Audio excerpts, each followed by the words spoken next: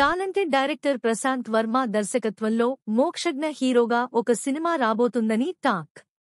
అయితే Prashanth Varma super hero cinematic universe create చేసి అందులోనే తన నెక్స్ట్ ప్రాజెక్ట్స్ అన్ని చేయాలనుకుంటున్నట్లు ఇప్పటికే ఆయన క్లారిటీ ఇచ్చారు.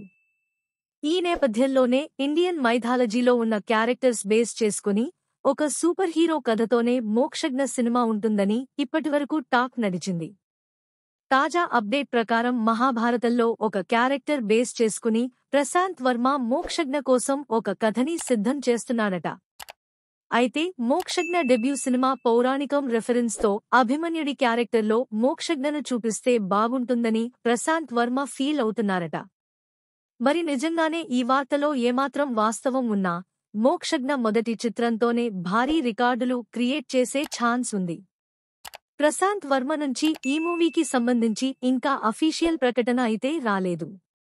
నందమూరి అభిమానులు మాత్రం ఈ సినిమా అప్డేట్ కోసం ఆసక్తిగా ఎదురుచూస్తున్నారు.